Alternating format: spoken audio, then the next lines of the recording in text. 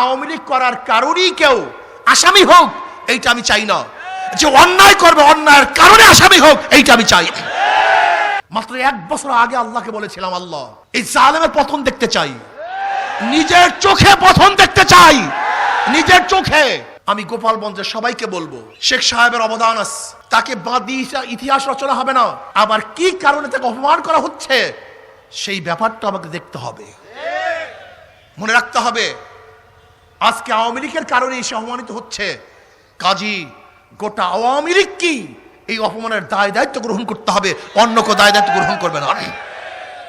ইসলামের বাহিরে কিচ্ছু নাই, কোনো আদর্শ নাই, কোনো নীতি নাই। যে নীতি আদর্শের ভিত্তিতেই আপনি দেশ চালান না কেন, মানুষ শান্তি পাবে না।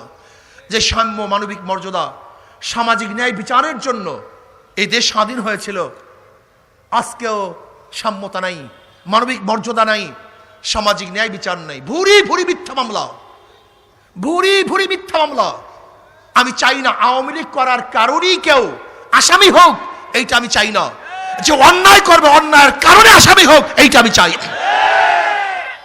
আমি চাই না জুলুম, আমি চাই না অত্যাচার, আমি চাই না অবিচার, আমি চাই সাম্য, মানবিক মর্যাদা, সামাজিক ন্যায় বিচার প্রতিষ্ঠিত হবে। এমন কি হয়ে গেছে আমাকে আঘাত করতে হবে? আঘাত করেছেন, রক্ত ঝরিয়েছেন। মাত্র 1 বছর আগে আল্লাহকে বলেছিলাম, আল্লাহ এই জালেমের পতন দেখতে চাই, নিজের চোখে পতন দেখতে চাই, নিজের চোখে। মাত্র 1 বছর আগে, মাত্র 1 বছর আগে, যখন আওয়ামী লীগ সর্বশ্রেষ্ঠ পাওয়ারফুল এক শক্তি, মহাশক্তি, দেয়ার চেয়ে বড় শক্তি, যখন সমস্ত ক্ষমতা তার কাছে, সমস্ত প্রশাসন তার কাছে, পুলিশ তার কাছে, মিলিটারি আর্মি সব তার কাছে, গোটা প্রশাসন তার, গোটা জনগণ তার। মাত্র 1 বছর আগে বলেছিলাম এই 2 চোখে যেন তার পতন দেখি। 1 বছর না যেতে যেতে আল্লাহ পাক দোয়া কবুল করেছেন। 1 বছরের মধ্যে চিন্তাও কেউ করতে পারে নাই। ভেবেছিলাম আমি কি বলতেছি, কেন বলতেছি, বলে ফেলেছি, কিন্তু আল্লাহ পাক কবুল করেছেন। রব্বানা আতিনা ফিদ দুনিয়া হাসানাতাও ওয়া ফিল আখিরাতি হাসানাতাও ওয়া কিনা আযাবান নার। আল্লাহ আপনার জমিনে আপনার রব্বিরহামহুমা কামা রাব্বায়ানি সগীরা।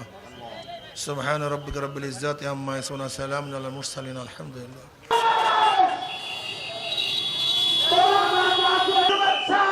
গোপালগঞ্জবাসীর পক্ষ